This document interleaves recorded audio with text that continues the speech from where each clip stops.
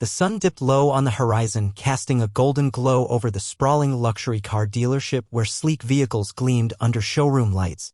It was the kind of place where status was sold with a price tag, where the scent of polished leather and fresh wax whispered of success.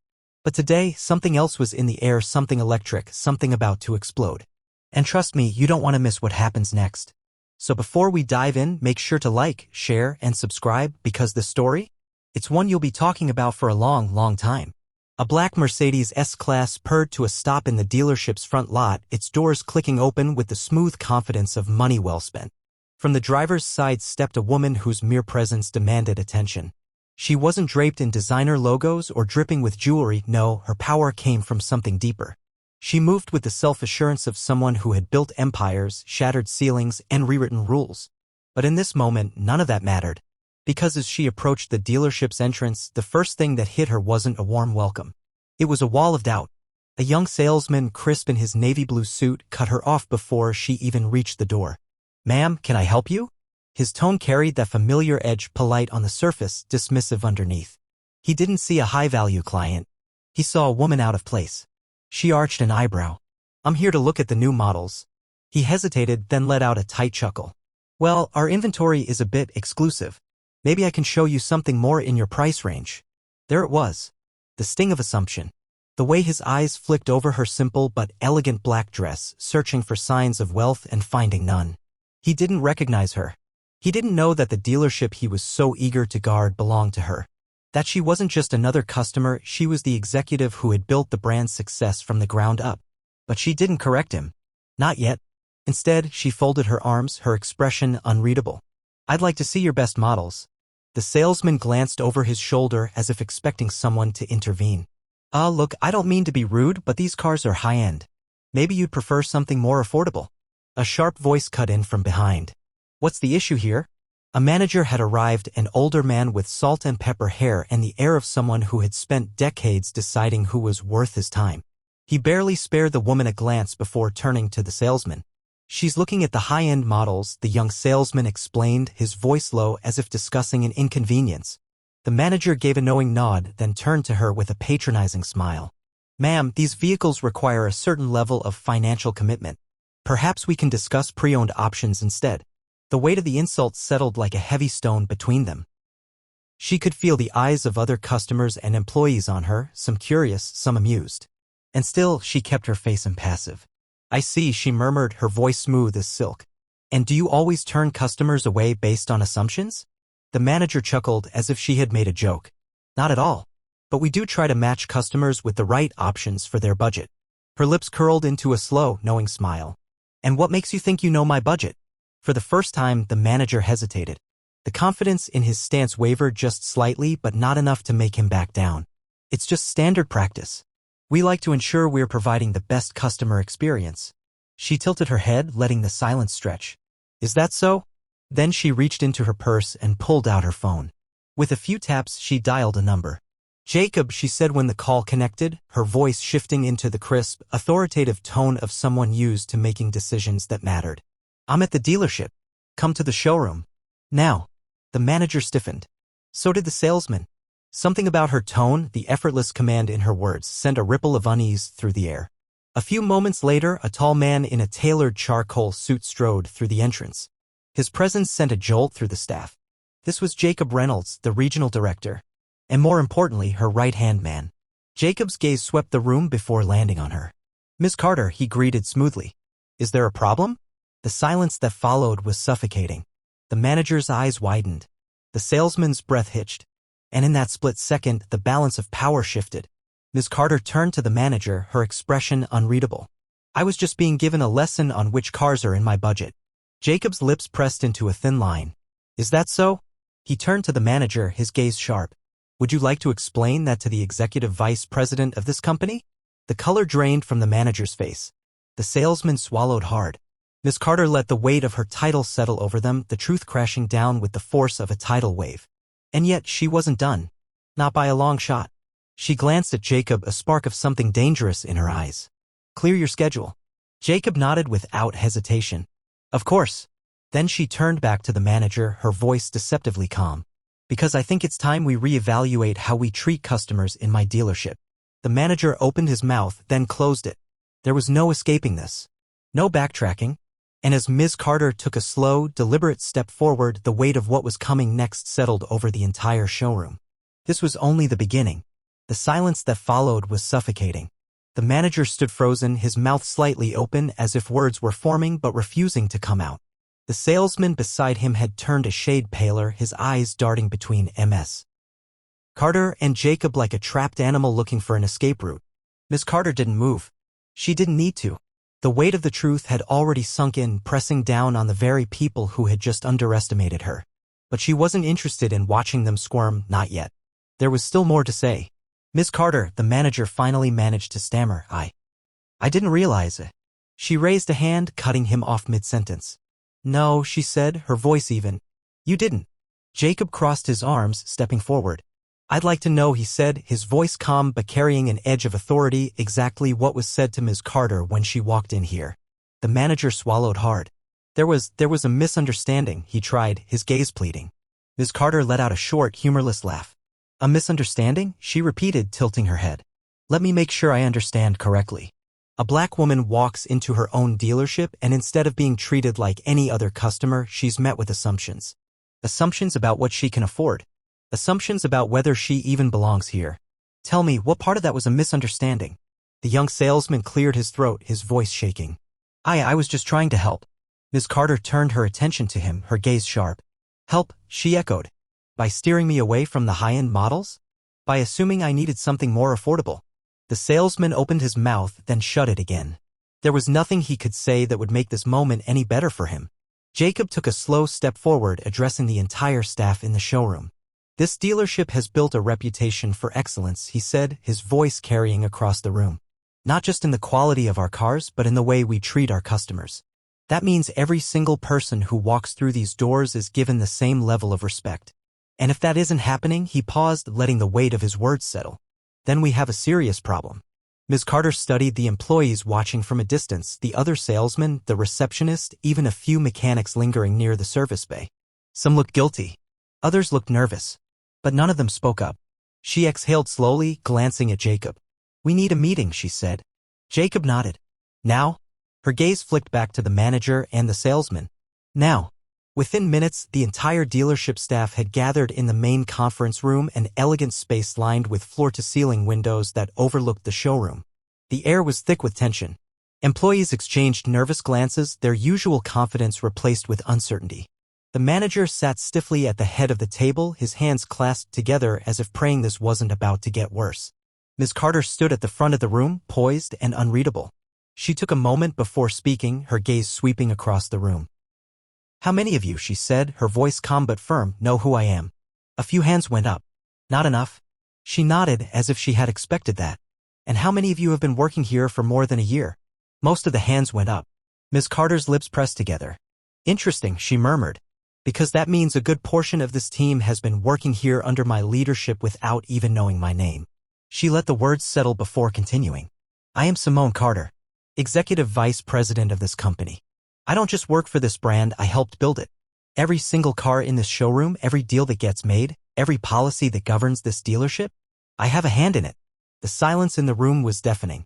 And yet, she continued, when I walked in here today, I wasn't recognized as the person who runs this business. I wasn't greeted as a valued customer. Instead, I was dismissed, underestimated, disrespected. Her eyes landed on the manager. By you. The manager's face burned red. Miss Carter, I assure you, Assure me what? She interrupted smoothly. That this was just an oversight? That this isn't reflective of a deeper problem?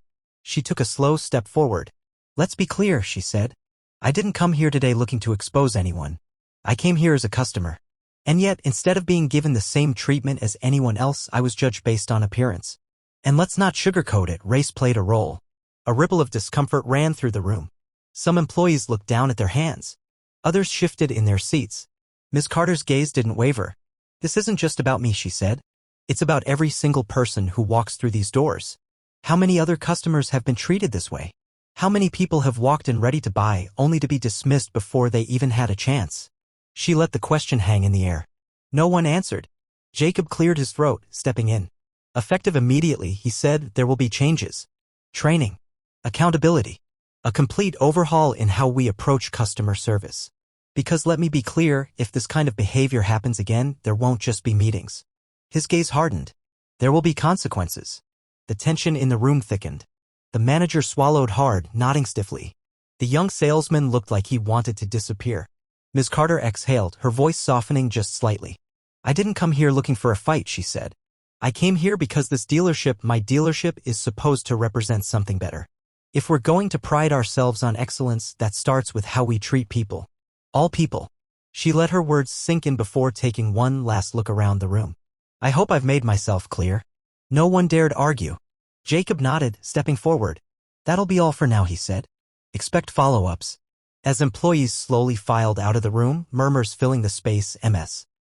Carter remained standing, her arms crossed. She had made her point, but she wasn't done yet.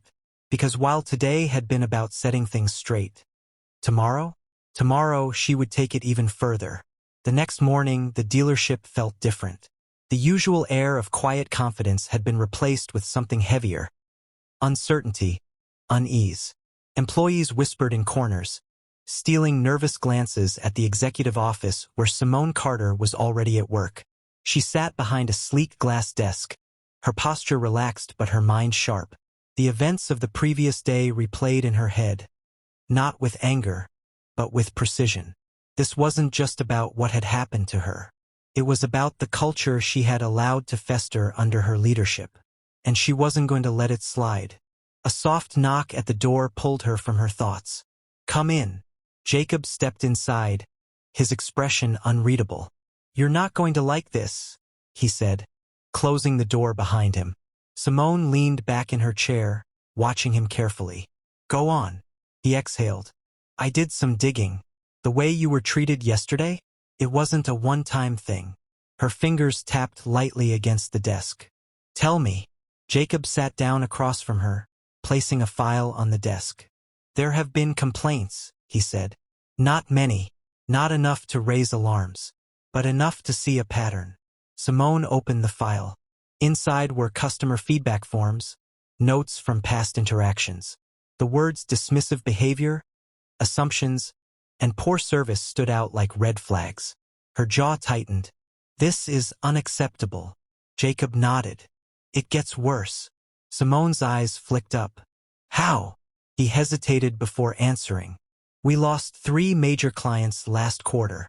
She stilled. Why wasn't I told? Jacob ran a hand over his jaw. The reasons didn't seem connected at first. One went with another dealership. Another claimed they didn't feel valued. The third, he sighed. They never gave a reason. But after what happened yesterday, I have a feeling we know why. Simone closed the file. Her expression remained unreadable, but Jacob could see the fire burning beneath the surface. What do you want to do? He asked. She didn't answer immediately. Instead, she stood up and walked to the floor-to-ceiling window overlooking the showroom. From up here, she could see everything. The polished cars, the staff moving about, the customers stepping hesitantly inside. I want to make a statement, she said finally. Not just internally, publicly. Jacob's brows lifted. You sure about that? Her gaze didn't waver. Absolutely. By noon, the dealership staff had been called in for another meeting. This time, the energy was different.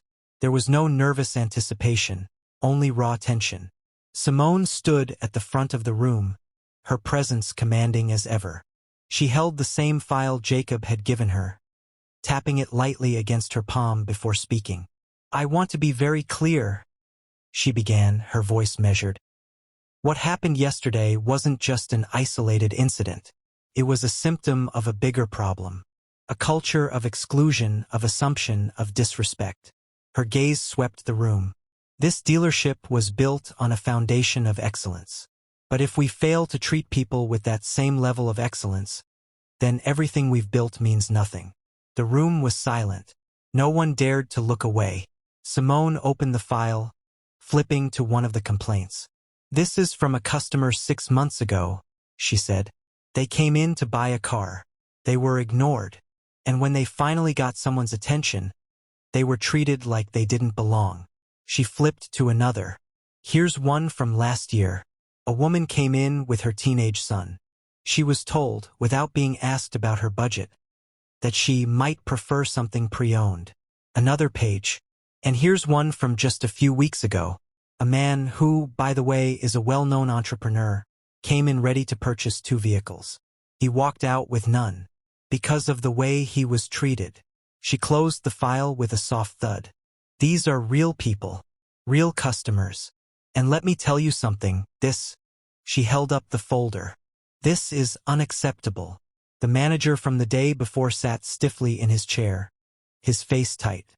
The young salesman who had dismissed her was pale, his hands clenched together. Simone exhaled slowly. I want each of you to ask yourself something.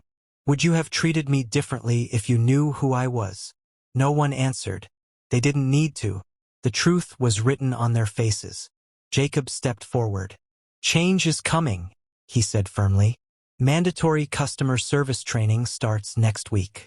There will be audits, evaluations, and if we find anyone treating customers unfairly, there will be consequences. Simone's voice softened, but her words carried weight. This isn't just about keeping your jobs. This is about what kind of people you are, what kind of business you want to be a part of. She let the silence stretch before nodding. That's all.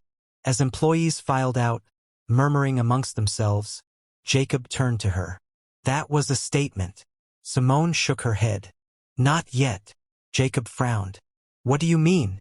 She picked up her phone and started typing. Then she looked up at him. We're going public with this. Jacob hesitated. You're really sure about that? She nodded. Absolutely. Because this wasn't just about fixing her dealership. It was about setting a standard. And she wasn't going to stop until she did. The news spread fast. Within hours, the story was everywhere. Simone Carter, a black executive, had been humiliated at her own dealership. The way she had been dismissed, underestimated, and steered away from high-end vehicles wasn't just a moment of ignorance, it was a reflection of a much deeper issue. And now? She wasn't just handling it behind closed doors. She was making it public. A carefully worded statement had been released under her name, acknowledging the discrimination she had faced, not just as an executive, but as a customer.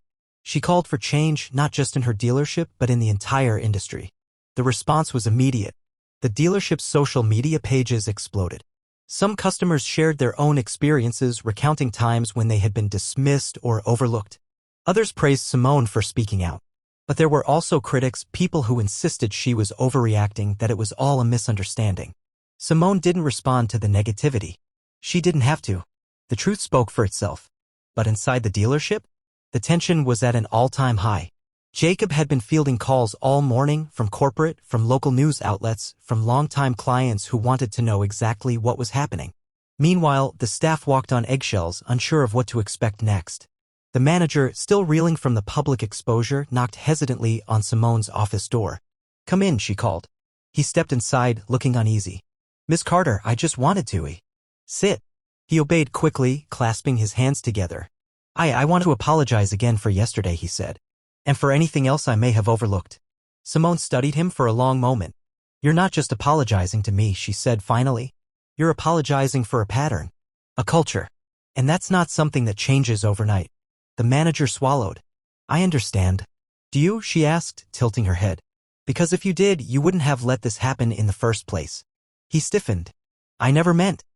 I don't care what you meant, she cut in, her voice calm but firm. I care about what happened. And what's going to happen next. She leaned forward, folding her hands on the desk. You have 2 options, she said. You can either step up and prove that you deserve to be in this position. Or, she let the sentence hang. The manager's face paled. I want to make this right, he said quickly. Simone nodded slowly. Then show me. The following week was a whirlwind. Every employee from sales staff to service technicians was required to undergo intensive training on customer service, diversity, and bias awareness. It wasn't optional. And it wasn't just a corporate checkbox exercise. Simone made sure of that. She sat in on sessions listening to employees share their experiences and assumptions. Some were honest about their biases. Others struggled to admit they had any. But no one walked away unchanged. Meanwhile, the dealership itself was undergoing a transformation. Customer policies were revised. A new system was put in place to track complaints and feedback. Secret shoppers hired by Simone herself were sent in to test the staff. If anyone failed to meet the new standard, they wouldn't just get a warning. They'd be gone. Simone wasn't playing games. And then the unexpected happened. One afternoon, as she wrapped up a meeting with Jacob, a familiar figure walked into the showroom. An older black man, dressed in an elegant suit, walked toward the reception desk. He moved with confidence, but there was a wary look in his eyes, like he was expecting to be judged before he even spoke. Simone recognized that look. She glanced at Jacob before rising from her chair. "Let's see how they handle this," she murmured. From their vantage point, they watched as a young salesman approached the man. "Good afternoon, sir," the salesman greeted. "Welcome to Carter Automotive. How can I assist you today?" The man hesitated, as if waiting for the moment things would turn sour. "I'm looking for a new car," he said. "Something top of the line?" The salesman nodded without hesitation. "Absolutely. We have several premium models I'd love to show you. Do you have a preference, luxury sedans, SUVs?" Simone watched closely. The salesman's tone was professional, respectful. No assumptions, no hesitation. The man relaxed slightly. "I'd like to see the latest sedan models." "Excellent choice," the salesman said, motioning for him to follow. "Would you like a coffee or water while we browse?" Jacob let out a low whistle. "Well, would you look at that?" Simone smiled faintly. "It's a start." It wasn't a perfect victory. Change would take time. But for the first time in a long time, she felt something close to satisfaction. Because this wasn't just about proving a point. It was about setting a new standard. The transformation at Carter Automotive wasn't just happening inside the dealership, it was happening everywhere.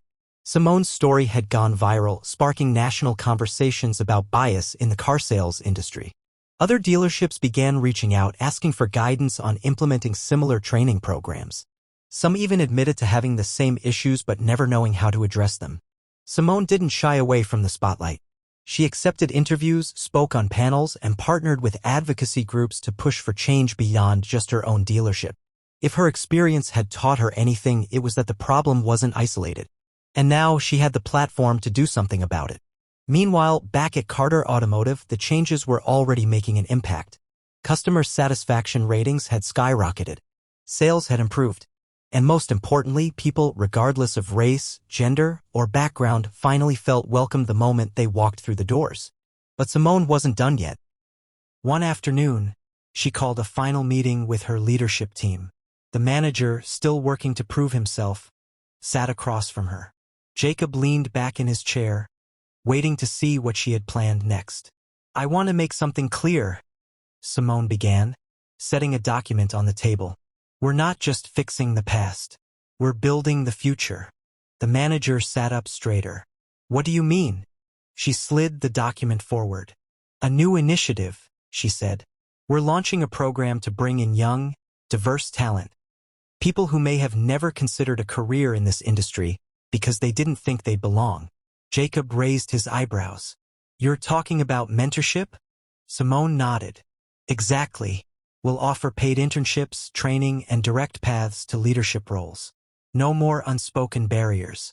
No more old boys club mentality. We're setting a new standard for what a dealership can be." The manager swallowed, nodding. "That's a bold move." She met his gaze.